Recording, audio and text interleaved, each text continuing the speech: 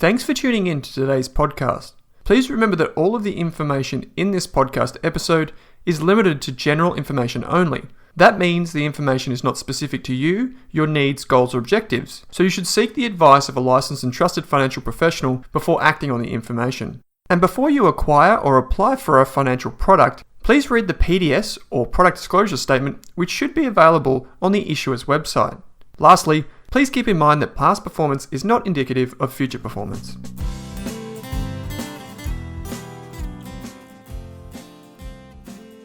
Kate, it's wonderful to be back with you. We've got a special guest with us today, and that person is Mel Browne. Mel, welcome to the show. Thanks for having me. We've got so much to cover. You've written quite a few books, and I guess many of our audience would be familiar with you.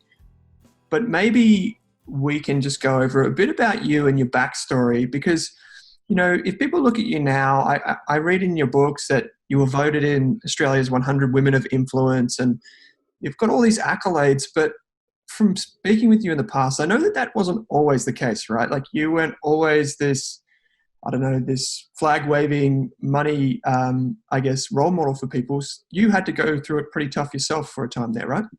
Yeah, absolutely. I love that you said flag waving. I just had a picture of me as like a gymnast doing a bit of a roll. So I think it's like anything, and it's part of when you look at someone, you presume a lot about them. And I know certainly when I write for the Herald, for example, if I receive feedback, often it's, oh, what would you know? I'm sure you're from the North Shore. Like, really? I was born in Blacktown Hospital. So we make a lot of assumptions about people. And certainly, whilst I have built two multi-million-dollar businesses, sold one of them, built up assets to the point, and sold the accounting firm last year, where I was able to choose whether I work or not pre-50, which was always my goal. I just found that I was constantly in this sabotage loop where I just couldn't get out of it. And looking back now, Brené Brown uses this great quote. So Brené Brown's a shame researcher from the University of Houston, and she talks about hustling for your worthiness. And that certainly was the case for me for a long time. I just didn't realise it. So I felt like I had to do more and create more to prove I didn't even know what, and then create more. And it was this sabotage loop, though, because as one thing was built, I was almost straight away looking for the next thing to take my attention. And it was only when I chose to start working with a coach, and my thoughts were, I'll work with a business coach so that I can break that sabotage loop. And I was a member of Entrepreneurs Organisation for a number of years. And in EO, they look at the 5%ers, so both in business and personal, those things that you don't share with everyone else. And of course, it was only a couple of sessions into this coach. So I'm like, oh God, I was here for business and you're just going to want to go the personal, aren't you? Which I didn't love. But what I came to understand is that by not facing so many things that I'd grown up with, where I'd been taught, like so many kids and so many Western Sydney kids, I think, that came from tough upbringings, that you just put on the public face and shove it all down and go out there and do what you can. But I just didn't face a lot of things that had happened, particularly traumas from when I was younger. And what I came to understand is it's the same for our finances, that a lot of people are trying to do money without facing the stories that have defined them, or facing the money myths and messages that they believe. And they don't understand why they're caught in a sabotage loop, and they're perpetually frustrated at themselves. And so the reason I wrote this book, and the reason that I do the work that I do, is to break those loops, is to rewrite those stories.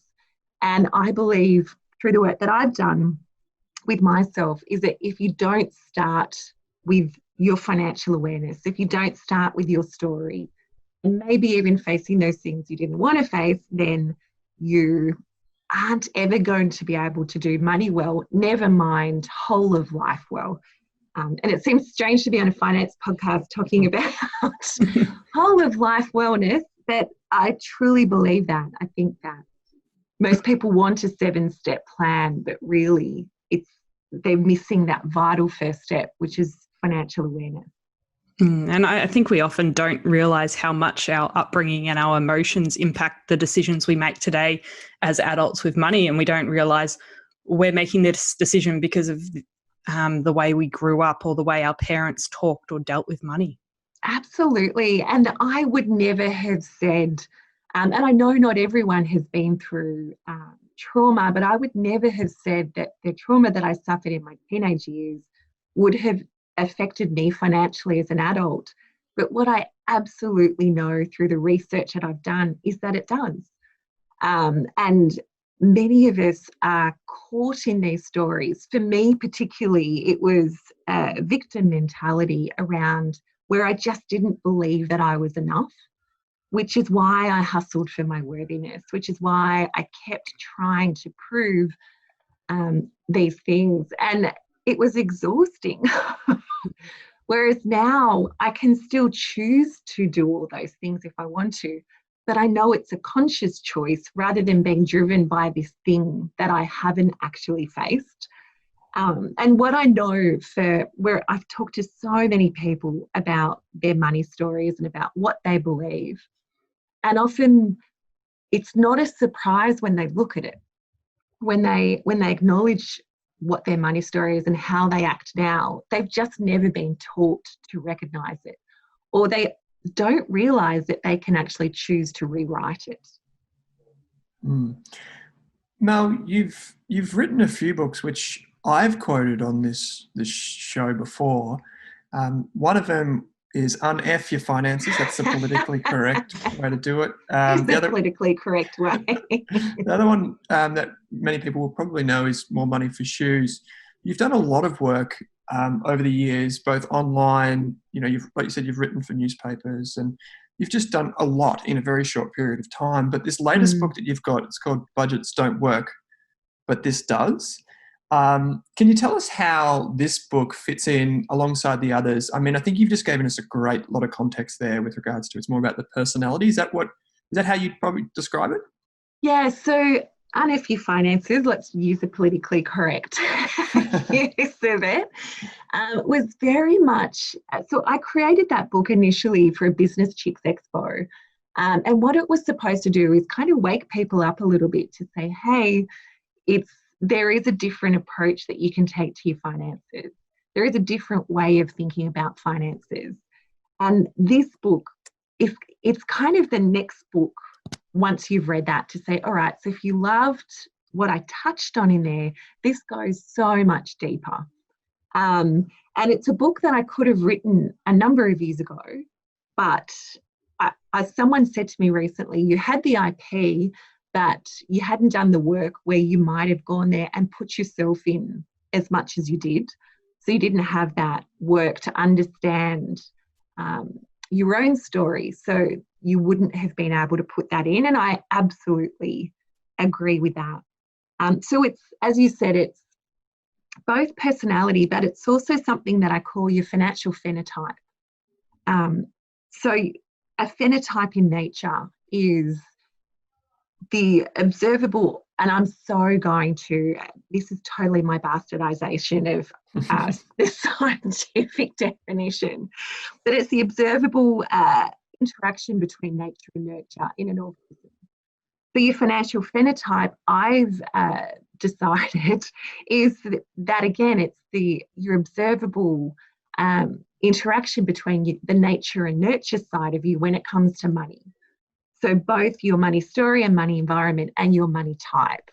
And the reason I wrote it is whilst it's nice to know and whilst it's really helpful to know, you're not just doing it to understand more about yourself. You're doing it so that you can create bespoke habits that are right for you.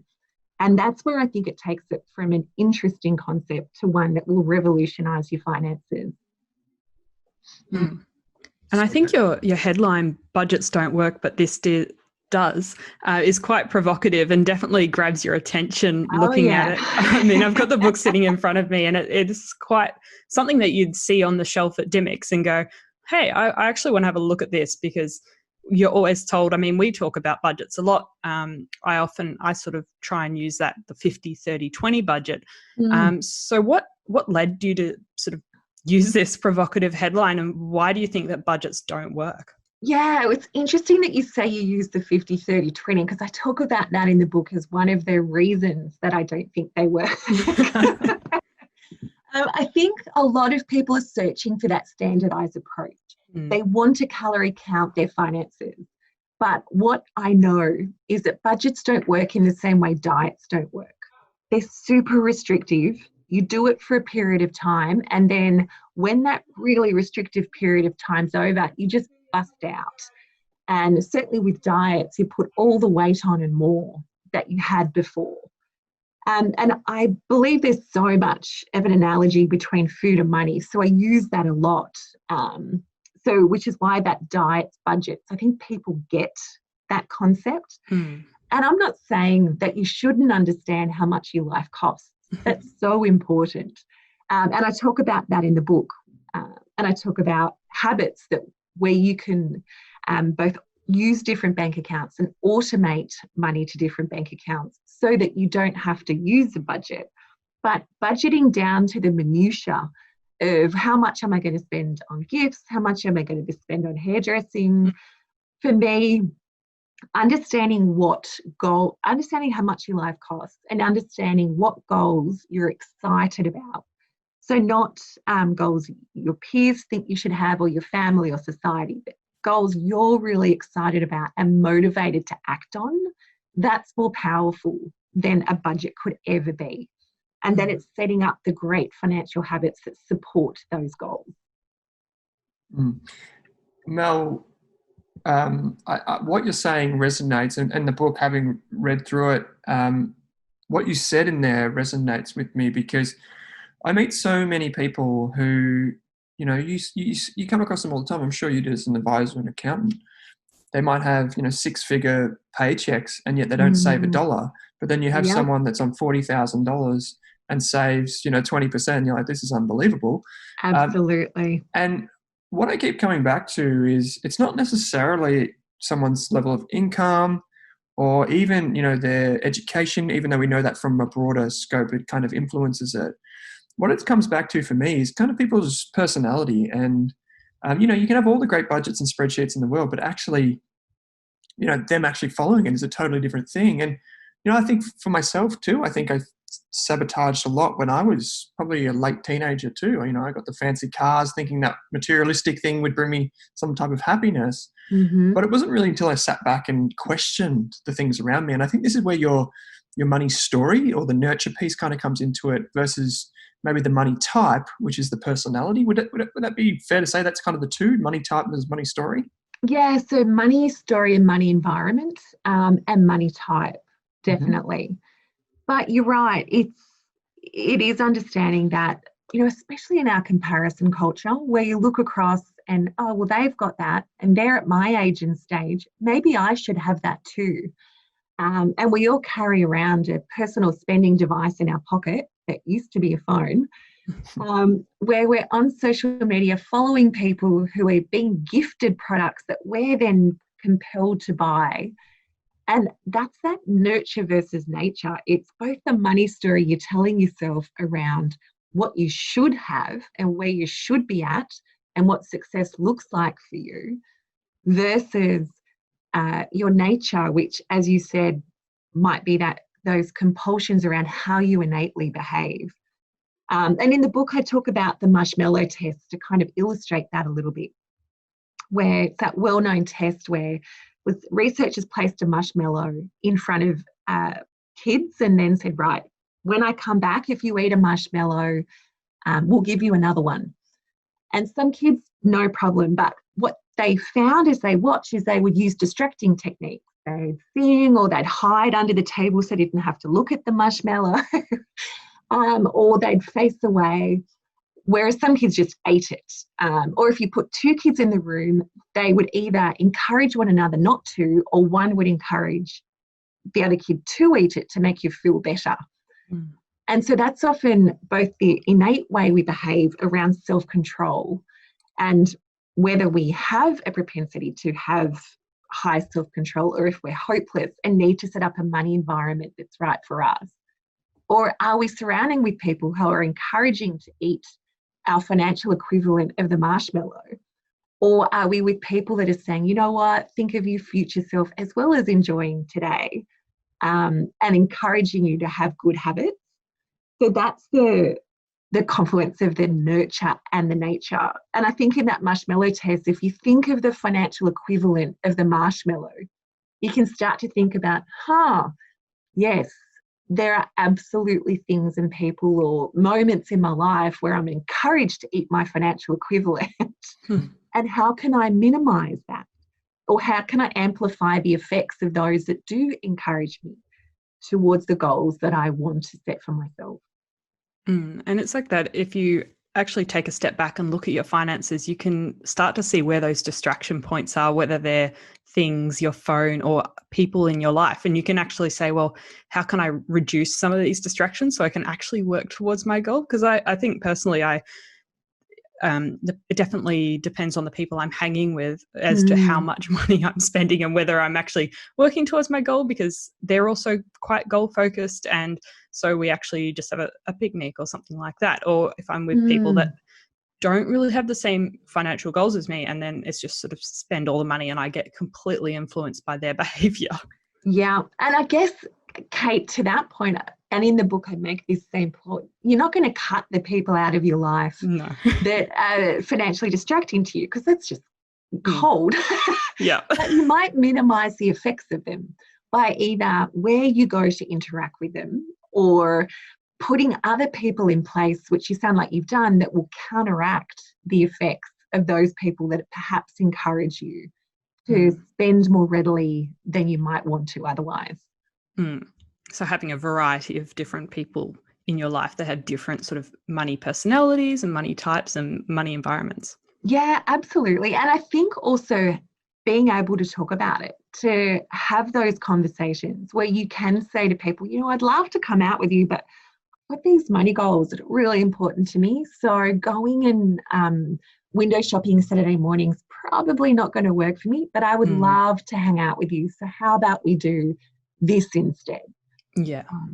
And being willing to go there and have those conversations. You know, if you've had a big night, you'll say to people, oh, I've had a big night, I don't want to go away. I need to go and have bacon and eggs, for example. So you're willing to go there if it's because you're tired, but why can't we go there if it's because we want to protect our finances?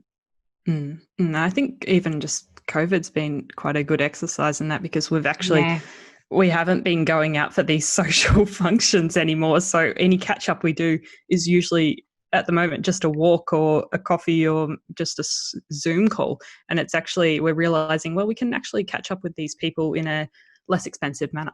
It's so funny you say that. I've had so many conversations with people that have either read my book or done my course, and they've said, Rick, COVID's kind of saving me money at the moment. And it's not because my income's a bit lower, but at the same time, my expenses are so much lower because I'm not traveling, I'm not socializing, I'm not traveling. So it's a really curious time. Well, in the middle of your book, I got to admit, I'm a bit of a sucker when it comes to having a good old-fashioned table. And in the very middle of your book, you and me both, Alex, that you've outlined 4 money types, right? And I sat down with my wife the other day, and she leaned over my shoulder and she said, "Yep, you're the creator." And just for people that, and it works. I encourage you, when you get the book, to have a look at this table. It's fantastic. So just some of the characteristics of someone that's a creator with their financial attitude: they imagine it, create it, manifest it, and visualize it. And my money mantra, which I thought would be pretty funny, is if I can dream it, I can do it. I manifest my own success. And I felt like this is a really neat way to, and it kind of fitted me down to a T, right? I'm normally a bit skeptical of these things, but maybe you can provide a bit of an overview of the different money types and it kind of anything that maybe resonated with you and maybe your money type. Yeah, absolutely. So because we don't have scientists following us around, checking how we innately behave with money, and because I don't think we're great at self-reflection with money, I've created these 4 different personalities. And I do think most of us are a hybrid of one of the 4, that we have a lesser and a stronger. So there's the worker that are all about earning it and doing it. They're the most pragmatic of the money types. The creator, which is as you are, Owen, which, as you said, it's all about words like manifesting and mantras are going to be things that you really resonate with. You're the most idealistic of the money types. The discerner, so they're probably the most judgmental. And I say intellectual, but I'm not saying that it's necessarily university smart. You could be street smart or book smart. And for them, it's about ideation and thinking your way and thinking differently. And the relator is the final one, the most empathetic of the money type, the one most at risk of putting their own finances at risk because they're going to rescue others. And they're all about accumulating and collaborating and networking. And it's really funny when you said that you looked at the creator and just get it. Because what you'll know if one resonates with you, and it's interesting the number of people that said, oh, I'm that. But then just as interestingly has been the number of people that say, but I just think this one's wrong. And what all that means is it's not wrong. It's just not wrong for you. It's just not right for you. And Rod, who's my co-founder at Thinkers Inc., which is a preschool that I own, actually grabbed me when he did a pre-read and he goes, oh, Mel, I just think you need to relook at the creator because that's just wrong. I just don't think that's right. I went, oh, honey, it's right. You're just not a creator.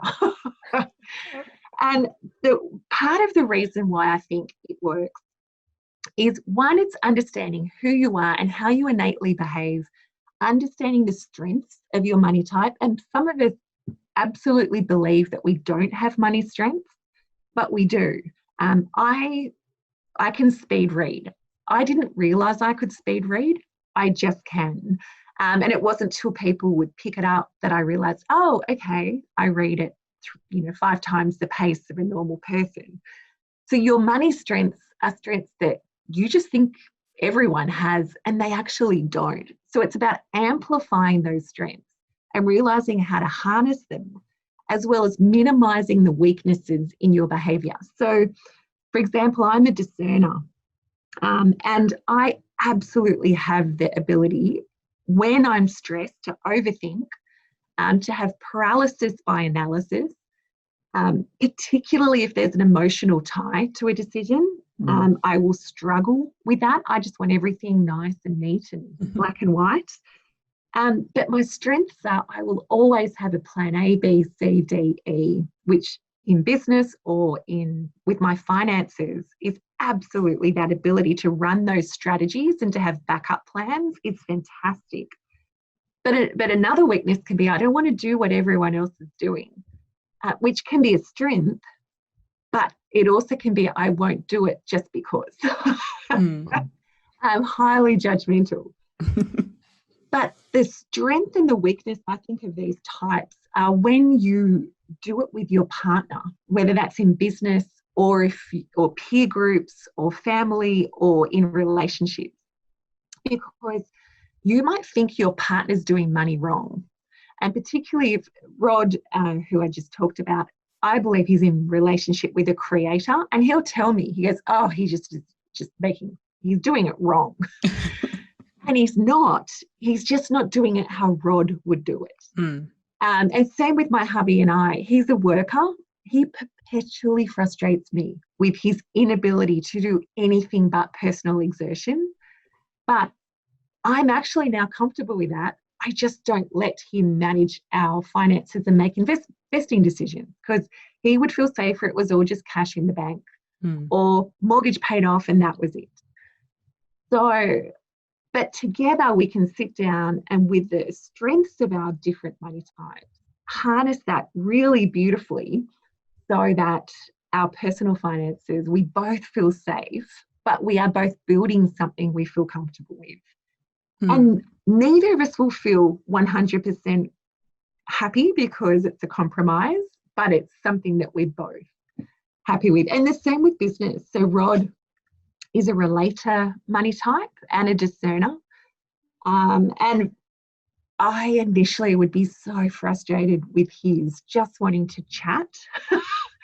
But I've worked out that the relational side of business is just as important as the finance side of business to him.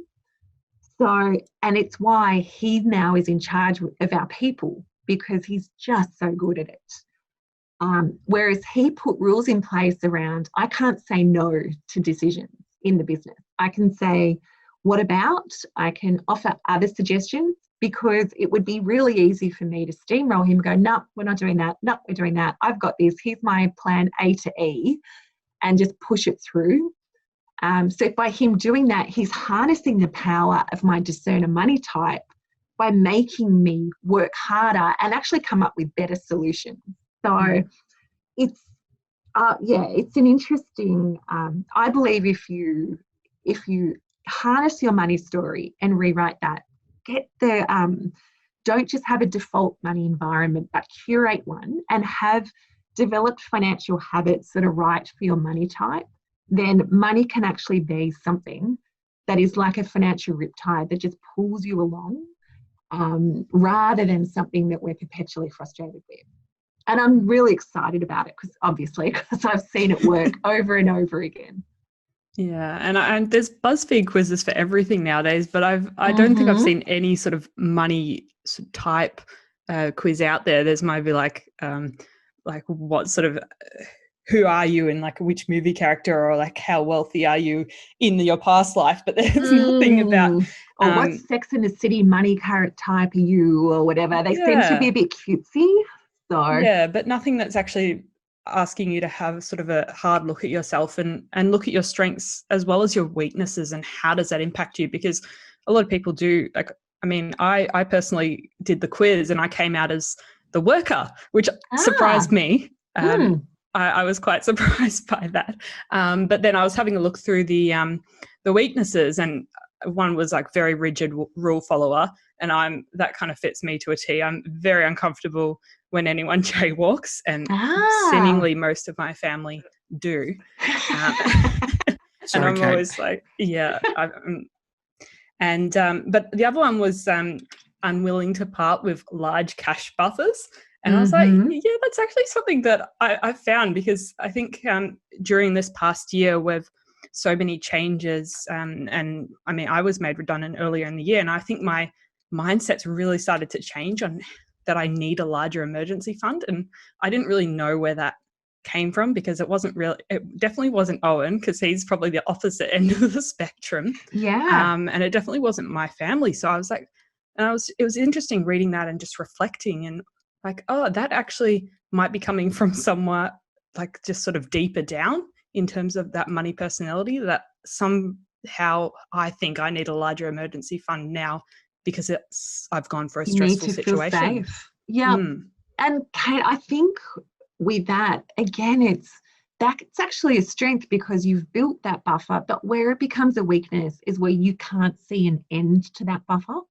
Where for you, it's just, I just need to work and hoard, and that's where I'll feel safe.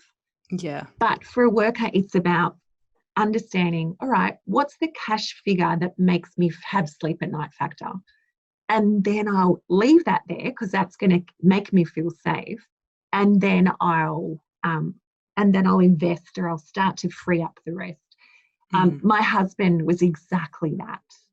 And what you're describing is so him, and he's a worker. So it's fascinating to hear you say all those things.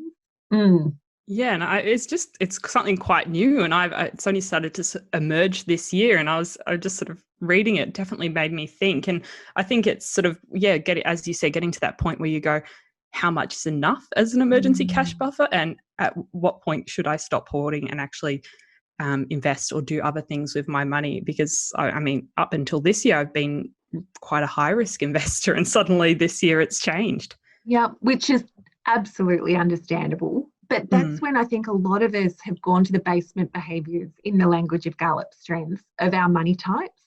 Because that makes us feel safe. So for me, when COVID first hit, I was paralysis by analysis, 50 different theories, Mm. like 50 different strategies, working, I almost couldn't sleep because my mind just wouldn't stop. So it's then going, okay, well, how can I harness this for good rather than having it be a self-destructive thing? Mm. And so for me, that was looking at, okay, well, the share market's crashing. What do I believe about that?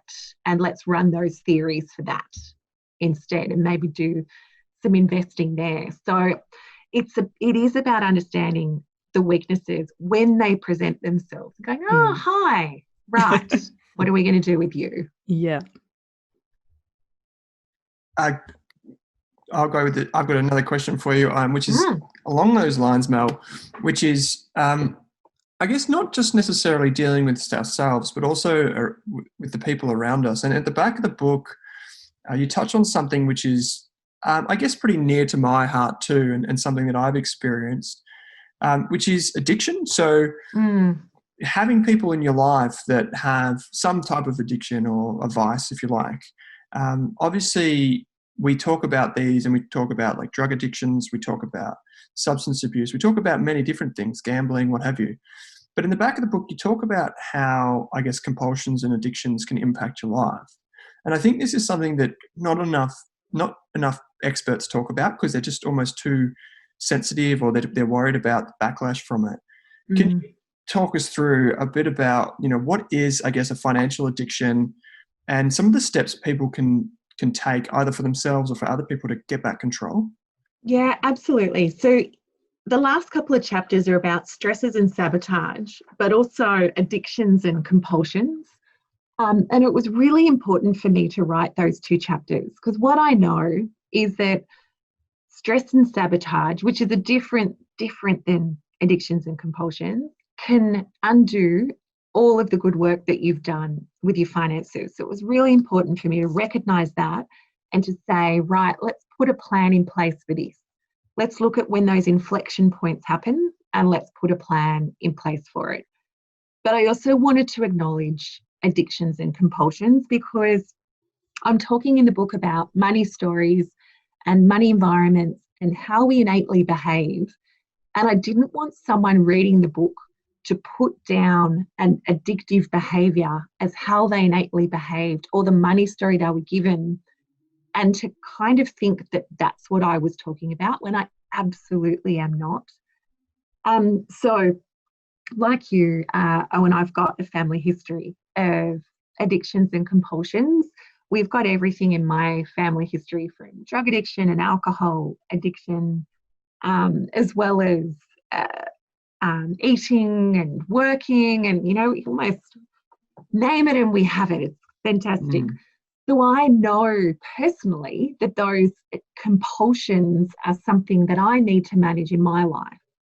Particularly as someone, I know when we first started talking, I mentioned that I had childhood traumas, and what I do suffer from, and I've been clinically diagnosed, so I don't say it glibly, is PTSD from it. And I know how that affects my finances, and it does. So what I wanted to do is acknowledge in the book that that is a thing, that it's real, that people aren't imagining it, and that it can play it in our finances in a way that's absolutely destructive. Whether that is, with me, it was never an addictive behaviour, but it was compulsive, where it was working and hustling and spending. So I would get caught in this sabotage cycle. But for others, it is addictive shopping, it's addictive gambling. And what the stats are telling us is that this is on the rise in our society. And what we want to do is acknowledge it, and to tell people, and what I've suggested all the way through that chapter is that people seek help through a financial counsellor and a therapist. It's the only way. That's not the sort of thing that you can fix by looking at financial habits. that's the deeper work, to realise and understand why that addiction is there and to get serious help with that. And I've put phone numbers and where to go for help for that. But my concern during this time is what we know from the stats. Over 2 million people grabbed money out of super the first time, that 10 grand. 63% spent it on discretionary spending. And for guys, the number one thing that they spent it on was online gambling. And for me, not all of that online gambling would have been addictive, but some of it would have been. And that for me is just heartbreaking to know that this is occurring. So in there, I do put the signs to look out for. So there are, I talk about research that's been done on other addictive disorders, and I talk about from a shopping point of view, what are the different steps to look for to know if this is something potentially you're at risk of, and then to seek help. Because, there's books like Shopaholic and movies of the same name, and they make it seem cute and funny, but it's actually not. And there's a difference between bringing bags home and hiding them from your partner, or having a flutter at the races, and addiction.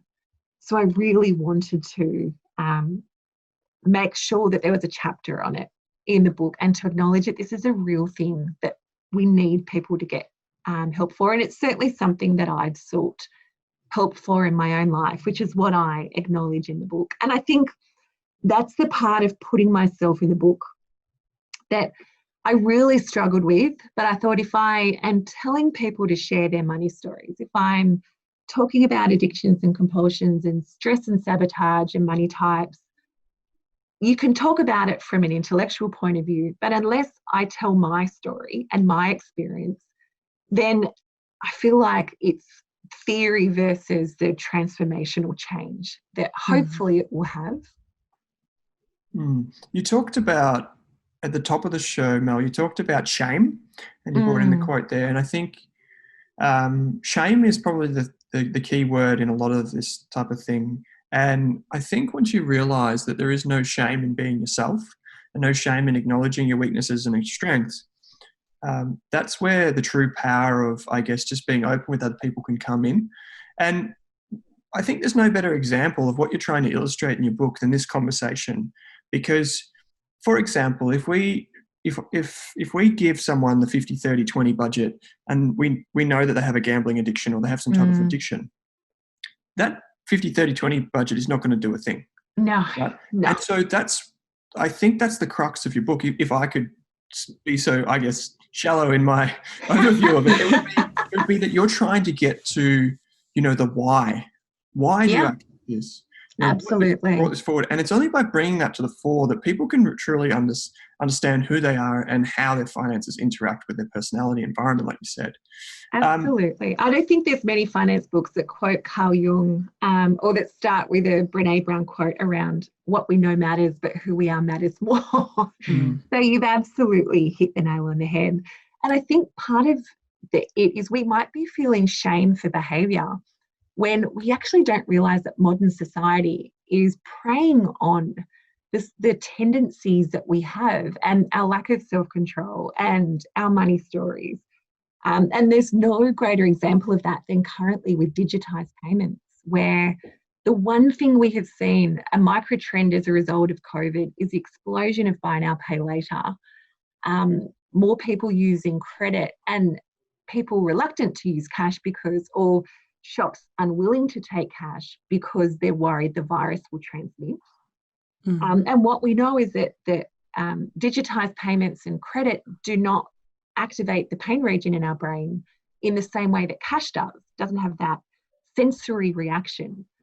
So research shows that we spend up to and exceeding more than 100% more when we use credit. And my suspicion is with buy now, pay later, it will be more than that, because you're slicing the payments up. So I'm thinking I'm spending $20 instead of $100. So it's about then manufacturing that money environment that can cause us pain to counter the effects of our modern society. But if we don't realise that, And if we're just perpetually beating ourselves up and feeling that shame because we can't control ourselves, then that's what I want to counteract in the book. That's why I want to have these conversations to say, hey, maybe modern society is actually setting us up for failure. Maybe the financial, the rules that we've held aren't going to work now. So maybe it's about understanding who we are and setting up something right for us. Yeah, and it's almost like everything that we did in the past, it sort of goes out the window now because the systems, like buy now, pay later 20 years ago, no personal finance book would even touch on that. It didn't exist. I mean, lay-by, I guess, but it just wasn't definitely not the same thing. And then just tap and go, everything, it's just so easy nowadays. So it's sort of, we need to sort of, as you said, start from scratch and actually think about how we can deal with our money in this modern age. Absolutely. Yep. And I believe it starts with understanding who you are and then setting up the system that's right for you and that will protect you as you move towards those goals that you are excited about. Now, Mel, if people want to learn more about you and do the money quiz themselves and maybe have a look at the book, where should they go? So I would encourage you to buy it from wherever your gorgeous local bookseller is. I know everyone from Kmart to Big W to Booktopia to Burklow and Readings has it, which is exciting. That's awesome. Quite literally everywhere, which is really amazing. Or you can jump on to melissabrown.com.au. There's an E on the end of my name, and you can find out more about the book and the courses that I run and different things there. Wonderful. Well, we'll make sure to include those links in the show notes as well so people can get their hands on the book. Yeah, I might just reinforce that COVID's a good chance to read a book. It's a good chance to learn about yourself. And Mel, I haven't come across a book that tries to tackle some of these big issues so profoundly. So if you do have time, you are a reader, go out and get the book. It's fantastic. Support your local bookstore, support Mel. It's a really good book. It will be eye-opening for you. So we'll put full links in the show notes so you can access get a copy of it, I should say. But Mel, it's always a pleasure to speak with you. So thanks for coming on the show. Yes, thanks so much for having me. Thanks, Mel.